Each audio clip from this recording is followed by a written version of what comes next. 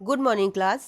आज हम अपनी नई वीडियो में शामिल हैं फिर से। ठीक है, हमारी जो वीडियो थी हम लोगों ने स्टॉप की थी। ठीक है, हमने ऑक्सीडेशन नंबर हम लोगों ने कर लिया था। ठीक है ना। अब हम जो नेक्स्ट अपना टॉपिक करने जा रहे हैं वो है आपका इलेक्ट्रोड पोटेंशियल। नेक्स्ट टॉपिक जो हम सीखेंगे वो है आपका इलेक्ट्रोड पोटेंशियल। ठीक है ना। इलेक्ट्रोड पोटेंशियल कैसे, जैसे आपको पता है कि स्टैंडर्ड इलेक्ट्रोड पोटेंशियल लिया जाता है, उसे हम डिनोट करते हैं अपने रिडक्शन पोटेंशियल से। जो स्टैंडर्ड पोटेंशियल हम लोग लेते हैं ना, वो रिडक्शन पोटेंशियल लेते हैं। इस चीज़ को आप लोग सीख चुके हो। वैसे मैंने वीडियो बनाई नहीं है उस पर, अभी मैं बनाऊंगी अभी। जैसे कि जो आपकी इलेक्ट्रोकेमिस्ट्री होती है ना, उसमें हम लोग सीखते हैं। नेक्स्ट मेरा टारगेट इलेक्ट्रोकेमिस्ट्री का वीडियो है, जहाँ पे मैं आपको सिखाऊंगी कि रिडक्शन पोटेंशियल को स्टैंडर्ड क्यों माना जाता है और कैसे इसको हम लोग लेते हैं। तो यहाँ पर वही चीज़ ली गई है। देखिए M+2 को M में कन्वर्ट किया गया है, यानी कि 2 इलेक्ट्रॉन का लॉस था और फिर जीरो ऑक्सीडेशन स्टेट हो गई, यानी कि उसको ओवरकम कर लिया गया, 2 इलेक्ट्रॉन का गेन कर लिया गया। और गेन कर लिया गया मतलब कि रिडक्शन हुआ, है ना। Gain of electron is known as reduction.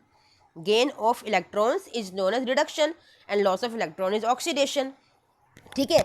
अच्छा, अब ये कंसेप्ट यहाँ वर्क कैसे कर रहा है, आपको ये पता होना चाहिए कि कंसेप्ट यहाँ पे वर्क कैसे कर रहा है। एक्चुअली क्या होता है, मैंने आपको पूरा ऑक्सीडेशन स्टेट सिखाया, मैंने आपको पूरा इलेक्ट्रॉनिक कॉन्फ़िगरेशन सिखाया। तो इसका मतलब ये है कि हमें अब ये पता करना है कि कौन सा एलिमेंट है डी ब्लॉक की सीरीज में स्कैंडियम से लेकर जिंक तक जो 2 इलेक्ट्रॉन को लूज कर सकता है बड़े आराम से। जो इलेक्ट्रॉन को लूज कर सकेगा आराम से, उसका बहुत ही जो स्टैंडर्ड इलेक्ट्रो पोटेंशियल है वो कम होने वाला है, उसकी एंथैल्पी कम होने वाली है, उसे एनर्जी लगानी नहीं पड़ेगी, है ना। तो उसके बेस पे हम लोग ये 2 इलेक्ट्रॉन का ट्रांसफर देखते हैं, यानी कि कौन सबसे जल्दी रिडक्शन करता है अपना, यानी कि कौन जल्दी से अपने आप को रिड्यूस कर लेता है।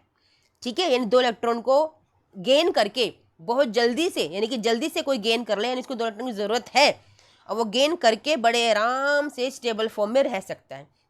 ठीक है, जैसे scandium, titanium, vanadium, chromium, manganese, iron, cobalt, निकल, कॉपर, जिंक। ठीक है ना। और कॉन्फ़िगरेशंस क्या होती हैं इनकी, D1, D2, D3, D4, है ना, D5 से लेके D10 तक होती हैं। अब देखो डी कॉन्फ़िगरेशन वाला जो है, D1 कॉन्फ़िगरेशन वाला, उसके पास तो एक ही इलेक्ट्रॉन है, तो उसे 2 इलेक्ट्रॉन से मतलब क्या लेकर, उससे कुछ होने वाला ही नहीं है इसका। D2 के पास ये है, उसको भी कोई फ़र्क नहीं पड़ेगा। D3 के पास ये है, इसको फ़र्क पड़ेगा। देखो ना, 2 इलेक्ट्रॉन अगर इसके पास आ गए, अगर 2 इलेक्ट्रॉन को गेन कर लेता है तो क्या होगा, ये हाफ फिल्ड हो जाएगा, यानी कॉन्फ़िगरेशन इसकी हाफ फिल्ड हो गई, तो ये तो स्टेबल हो गया भाई, ये तो बहुत खुश हो जाएगा, ये तो बहुत खुश हो जाएगा। कौन, वैनेडियम, D3 वाला। तो इसीलिए इस कंसेप्ट को हम लोग ऐसी जगहों पे यूज़ करते हैं, यानी कि किसका रिडक्शन पावर सबसे, यानी कि रिडक्शन पावर की बात करूं, यानी कि कौन जल्दी से रिड्यूस होना चाहता है, यानी कि कौन ऑक्सीडाइजिंग एजेंट सबसे बेटर है। अच्छा, आपको पता है ऑक्सीडाइजिंग एजेंट, रिड्यूसिंग एजेंट क्या होते हैं बच्चा? ऑक्सीडाइजिंग एजेंट, रिड्यूसिंग एजेंट क्या होते हैं? ऑक्सीडाइजिंग एजेंट वो एजेंट होते हैं जो दूसरे को ऑक्सीडाइज करते हैं। एजेंट है ना, सपोज फॉर एन एग्जाम्पल कोई LIC करने जा रहा है, किसी की कोई पॉलिसी करने जा रहा है, तो दूसरे की करेगा ना, कि अपनी पॉलिसी करेगा, घर घर जाके दूसरे की पॉलिसी करेगा, तभी तो वो एजेंट बना है। एजेंट कौन होते हैं? दूसरे का काम करवाते हैं ना, कि अपना खुद का करते हैं। तो ऑक्सीडाइजिंग एजेंट का मतलब दूसरे को ऑक्सीडाइज करेगा, तो खुद क्या होगा, ये खुद होगा रिड्यूस। जो दूसरे को ऑक्सीडाइज कर रहा है अपना रिडक्शन करेगा, समझे। तो अपना रिडक्शन कौन कर रहा है यहाँ पे? ये वैनेडियम अपना रिडक्शन कर रहा है 2 इलेक्ट्रॉन को गेन करके, 2 इलेक्ट्रॉन को गेन करके ये अपना रिडक्शन कर रहा है। क्यों रिडक्शन कर रहा है? जिसकी वजह से ये हाफ फिल्ड हो जाएगा और स्टेबल हो जाएगा, जिसकी वजह से ये हाफ फिल्ड हो जाएगा और स्टेबल हो जाएगा, समझे मेरी बात को। तो इसीलिए ये बेटर ऑक्सीडाइजिंग एजेंट है देन एनी अदर। यहाँ पे इनके रिस्पेक्ट की बात कर रही हूँ, आगे तो हमने देखा ही नहीं ना, इनके रिस्पेक्ट में ये बेटर ऑक्सीडाइजिंग एजेंट है। ठीक है, आया समझ में इतना कंसेप्ट? चलिए अब बाकी का देखते हैं।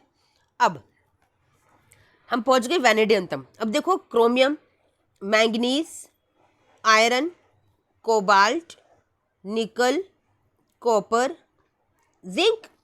ठीक है, अब इसकी कॉन्फ़िगरेशन है D4, D5, D6, D7, D8, D9 and D10। ठीक है, D4 कॉन्फ़िगरेशन का कैसा बनेगा आपका D ऑर्बिटल? ऐसे बनेगा 1, 2, 3 और 4। अब देखो इसके पास तो एक इलेक्ट्रॉन आ सकता है ना, हाफ फिल्ड होने के लिए। अगर ये 2 लेगा तो यहाँ पे जाएगा, तो अनस्टेबल हो गया, बेकार है, बेकार हो गया ना इसके लिए। तो ये तो स्ट्रॉन्ग ऑक्सीडाइजिंग एजेंट हुआ ही नहीं, लेस ऑक्सीडाइजिंग एजेंट हो गया वैनेडियम से। मैंने कहा था पूरी जो भी प्रॉपर्टीज़ हैं डी ब्लॉक एलिमेंट्स की, वो सारी की सारी इनकी वैलेंस इलेक्ट्रॉन्स पे डिपेंड करती हैं, यानी कि इनके अनपेयर्ड इलेक्ट्रॉन्स पे डिपेंड करती हैं।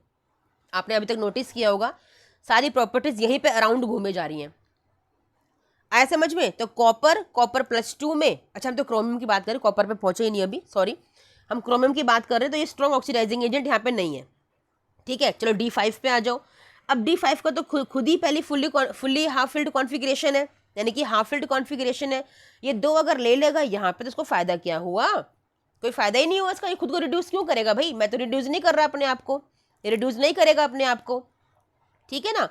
अब बात करो आयरन की, इसके पास तो D6 है, इसे अगर ये 2 मिल जाए क्या फ़ायदा है? कोई फ़ायदा नहीं है इसके लिए, that is useless for this one, ठीक है। कोबाल्ट पे आ जाओ, कोबाल्ट के पास D7 है, यानी कि इसके पास ये वाला है। इसे अगर 2 मिल भी गए तो क्या करेगा इन 2 का? कुछ नहीं करेगा इन 2 का ये, क्योंकि हाफ फिल्ड भी नहीं हो रहा, फुल्ली फिल्ड भी नहीं हो रहा, ये भी यूजलेस है।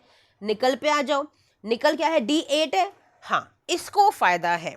अगर इसे 2 इलेक्ट्रॉन मिल जाएँ तो भैया बहुत जल्दी भागेगा खुद को रिड्यूस करने के लिए, यानी कि बहुत अच्छा ऑक्सीडाइजिंग एजेंट है भाई, बहुत अच्छा ऑक्सीडाइजिंग एजेंट है, ठीक है। और एक चीज़ नोटिस करो, आपने जो भी कैटलिस्ट लिखे हुए देखे होंगे या जो ऑक्सीडाइजिंग एजेंट आप लिखे हुए देखते हो अपने ऑर्गेनिक केमिस्ट्री के अंदर, वहाँ पे वैनेडियम यूज़ होता है, वहाँ पे निकल यूज़ होता है, और कौन कौन होगा मैं बताऊंगी अभी।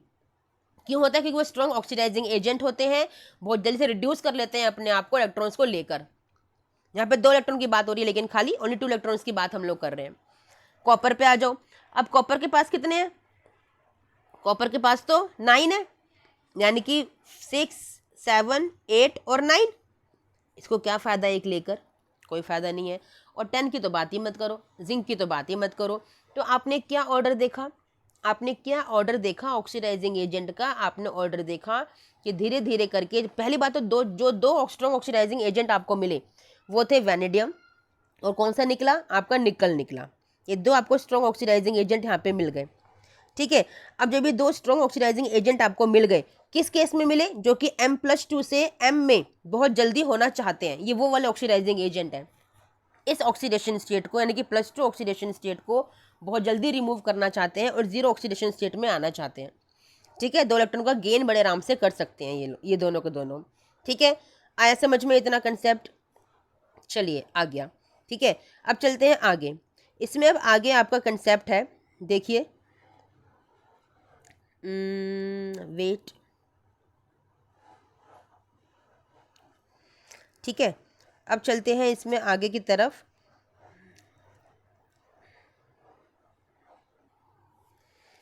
चलिए अब ये देखिए, M+3 से M+2 में कौन होना चाहेगा? यानी कि 1 इलेक्ट्रॉन का गेन करना है खाली, यानी कि M+3 में है वो और उसे M+2 में होना है, समझे? उसे सिर्फ 1 इलेक्ट्रॉन का गेन करना है, ठीक है। तो मेरे ख्याल से आप ये बड़े आराम से कर सकते हो कि 1 इलेक्ट्रॉन का गेन किसके लिए इंपॉर्टेंस रखता है। मैंने पूरा कॉन्फ़िगरेशन अभी आपको सिखाया है, आप करके देखिएगा अपने आप से।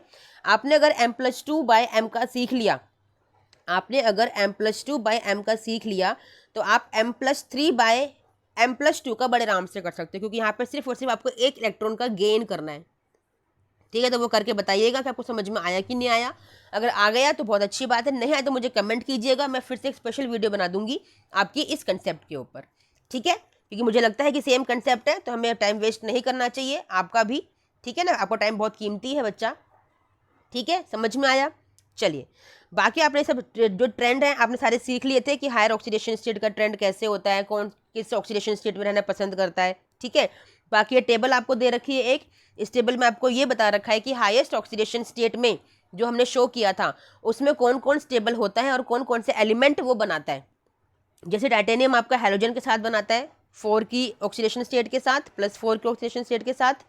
वेनेडियम +5 से बनाता है, क्रोमियम +6 की बनाता है, और मैग्नीज देखो हाईएस्ट +7 तक शो करता है, लेकिन ये सिर्फ और सिर्फ टेट्राफ्लोरो बनाता है, क्योंकि उसमें स्टेबल नहीं बनता। रीज़न है बहुत सारे इसके पीछे, बट आपको अभी के लिए जानना ज़रूरी नहीं है। बोर्ड एग्जाम में इतना कोई ऐसा कोई क्वेश्चन नहीं आता वहाँ से, don't waste your time, knowledge के लिए जानना है तो आप पता कर सकते हो, ठीक है, अदरवाइज अभी के लिए आपको इतना जानना काफ़ी है, ठीक है। नाउ हम लोगों ने एक कंसेप्ट किया था मैग्नेटिक प्रॉपर्टी का, है ना। हमने देखा था कि कोई डायमैग्नेटिक क्यों होता है, कोई पैरामैग्नेटिक क्यों होता है। कोई डायमैग्नेटिक क्यों होता है, जब उसके सारे इलेक्ट्रॉन्स क्या होते हैं, पेयर्ड होते हैं। और कोई पैरामैग्नेटिक कब होता है, पैरामैग्नेटिक कब होता है, जब उसके पास चाहे सिंगल इलेक्ट्रॉन भी हो और वो अनपेयर्ड हो, यानी कि अगर उसके पास अनपेयर्ड इलेक्ट्रॉन्स हैं जिन्होंने पेयरिंग नहीं कर रखी है। पेयरिंग का मतलब ऐसे पेयरिंग नहीं कर रखी है एक सिंगल ऑर्बिटल के अंदर, यानी कि 2 इलेक्ट्रॉन नहीं है अप स्पिन डाउन स्पिन, तो वो अनपेयर्ड कहलाते हैं और वो पैरामैग्नेटिक की तरह बिहेव करते हैं, ठीक है। और तो जो पैरामैग्नेटिक होते हैं ना, उनके लिए आपके पास ये फॉर्मूला है, mu is equal to square root of n n plus two. N क्या है, n is your number of unpaired electrons. कितने अनपेयर्ड इलेक्ट्रॉन्स हैं वो यहाँ पे सबमिट करके, वो यहाँ फिल करके आप किसी का मैग्नेटिक मूवमेंट पता कर सकते हो। म्यू क्या होता है, मैग्नेटिक मूवमेंट, इसकी यूनिट होती है बोर मैग्नेटॉन। बोर एक साइंटिस्ट थे हमारे, उन्होंने ये कंसेप्ट दिया था बोर मैग्नेटॉन म्यू का, ठीक है ना, मैग्नेटिक मूवमेंट का, जिन्होंने ये फॉर्मूला डिज़ाइन किया था और हमें बताया था कि हम किसी के अनपेयर्ड नंबर ऑफ इलेक्ट्रॉन्स को फिल करके हम किसी भी पर्टिकुलर एटम का, स्पीशी का हम मैग्नेटिक मूवमेंट पता कर सकते हैं, ठीक है। फॉर एन एग्जांपल मैं बताती हूँ अभी कैसे कर सकते हैं इस फॉर्मूले का यूज़, क्योंकि इंपॉर्टेंट है। आपका आगे कोऑर्डिनेशन केमिस्ट्री का चैप्टर आने वाला है जहाँ इंपॉर्टेंट है, इस चीज़ को आपको पता होना चाहिए, ठीक है। देखो सपोज कीजिए आपके पास, हमने सबसे पहले स्कैंडियम लिया, इसका D1 कॉन्फ़िगरेशन होता है, तो अनपेयर्ड इलेक्ट्रॉन कितने हैं इसके पास, एक अनपेयर्ड इलेक्ट्रॉन है। तो फॉर्मूले में पुट करेंगे mu is equal to square root of n n plus two. तो एन क्या हो गया आपका, 2 हो गया, तो एन की जगह 2 पुट कर लीजिए, 2 प्लस 2 तो कितना आ गया, इट इज़ 2 4, यानी कि 4 को तो बाहर निकाल दो स्क्वायर रूट करके, तो ये क्या आ गया 2 स्क्वायर रूट 2। तो ये हो गया मैग्नेटिक मूवमेंट बोर मैग्नेटॉन, किसका, स्कैंडियम का, ठीक है। इस तरह से आप हर एलिमेंट का, डी ट्रांजिशन एलिमेंट्स का, डी ब्लॉक एलिमेंट्स का, सबका आप मैग्नेटिक मूवमेंट निकाल सकते हो, ठीक है। समझ में आया बच्चा, ठीक है। ऐसे स्पिन ओनली फॉर्मूला भी बोलते हैं इसको हम लोग, स्पिन ओनली फॉर्मूला, ओके। चलिए very good, yes class. Now कोई भी डी ब्लॉक एलिमेंट कलर क्यों शो करता है, आपको सारे कलर्स दिखाई दे रहे हैं डी ब्लॉक एलिमेंट्स के, है ना, उनकी कॉन्फ़िगरेशंस के साथ, और ये देखो उनके ऑक्सीडेशन स्टेट के साथ कि पर्टिकुलर ऑक्सीडेशन स्टेट पे कोई भी डी ब्लॉक एलिमेंट कोई कलर क्यों दिखाता है। इसका रीज़न मैंने आपको बताया था, अनपेयर्ड इलेक्ट्रॉन्स होते हैं, यानी कि डी ब्लॉक एलिमेंट अगर कुछ भी दिखा रहे हैं ना, तो सिर्फ और सिर्फ अनपेयर्ड इलेक्ट्रॉन्स की वजह से दिखाते हैं, ठीक है। तो जितने ज़्यादा नंबर ऑफ अनपेयर्ड इलेक्ट्रॉन्स होते हैं वो उतने ही ज़्यादा अच्छे से कलरफुल होते हैं। और अगर उनके पास अनपेयर्ड इलेक्ट्रॉन्स नहीं है, अगर वो पेयर्ड है, कॉम्प्लेक्स बनाने के बाद अगर वो पेयर्ड है, तो फिर वो कलर शो नहीं करते क्योंकि वो डायमैग्नेटिक है, ठीक है। वो अनपेयर्ड इलेक्ट्रॉन्स रखते हैं कॉम्प्लेक्स बनाने के बाद भी, कोई ऑक्सीडेशन स्टेट आ रही है, अगर उनके पास कमी है इलेक्ट्रॉन्स की या ज़्यादा है, देना चाहते हैं, वटेवर अनपेयर्ड इलेक्ट्रॉन्स होने चाहिए, तो इट मीन्स वो कलर शो करेंगे। ये कलर याद करने की ज़रूरत आपको नहीं है, कोई पर्टिकुलर कलर आपसे नहीं पूछा जाता है, आपको सिर्फ ये पता होना चाहिए कि वो एलिमेंट ऑक्सीडेशन स्टेट अगर कोई शो कर रहा है तो वो कलर शो करेगा कि नहीं करेगा। इट मीन्स अगर अनपेयर्ड है तो कलर शो करेगा, मीन्स पैरामैग्नेटिक है तो कलर शो करेगा ही करेगा। यानी कि अगर आपने पैरामैग्नेटिक नेचर को फाइंड आउट कर लिया तो आप ये बता सकते हो कि वो कलर्ड है या फिर वो कलरलेस है। Got my point. चलिए अब मैंने आपसे डिस्कस किया था कि जो डी ब्लॉक एलिमेंट्स होते हैं वो कॉम्प्लेक्स कंपाउंड्स बनाते हैं। देखो ये बड़े बड़े कॉम्प्लेक्सेस आपको दिख रहे होंगे, कॉम्प्लेक्सेस बनाते हैं। इसका रीज़न क्या होता है कि ये अनपेयर्ड इलेक्ट्रॉन्स बहुत ज़्यादा शो करते हैं, तो बड़े बड़े लीगेंड, बड़े बड़े ग्रुप्स इनसे अटैच होने के लिए आ जाते हैं, जिसकी वजह से ये बड़े बड़े कॉम्प्लेक्सेस बनाते हैं, ठीक है। ये तो रीज़न हो गया। अब कैटालिटिक प्रॉपर्टी भी शो करते हैं, यानी कि ये कैटलिस्ट की तरह एक्ट करते हैं। कौन, आपके ट्रांजिशन मेटल्स। आपने देखे होंगे ना, आपके जो एरो होते हैं उन पर लिखे हुए रहते हैं वेनेडियम पेंटॉक्साइड V2O5 लिखा रहता है ना। आपका निकल, प्लेटिनम, ये सारे क्या होते हैं, आपका एज ए कैटलिस्ट यूज़ होते हैं, है ना। पैलेडियम आपका एज ए कैटलिस्ट यूज़ होता है, बहुत देखे होंगे अपने हाइड्रोजन के साथ, है ना। तो ये सारे कैटलिस्ट की तरह बिहेव करते हैं। रीज़न क्या है कैटलिस्ट की तरह बिहेव करने का, बहुत अच्छा क्वेश्चन है बोर्ड एग्जाम का। इसका रीज़न है वेरिएबल ऑक्सीडेशन स्टेट, क्योंकि वेरिएबल ऑक्सीडेशन स्टेट शो करते हैं, that's why they are behaving या they behave as a catalyst, यानी कि they show catalytic properties because of variable oxidation states. आया समझ में, okay.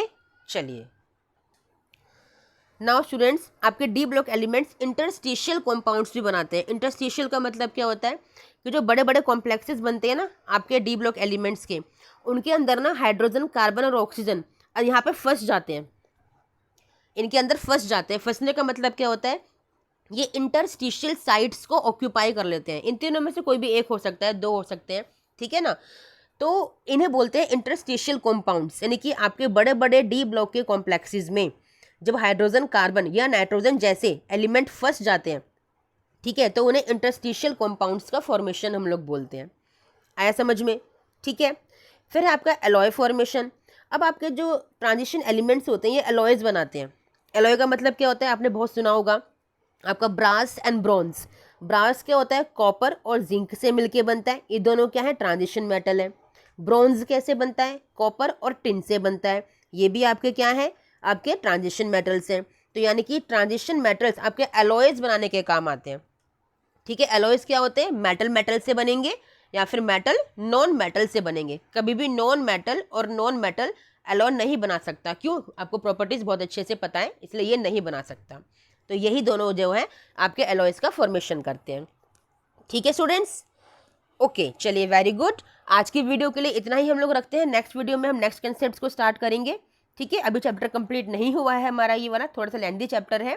We will try to finish it by 2 to 3 और video, with in 2 to 3 और videos, ठीक है। चलिए, थैंक यू, बाय बेटा।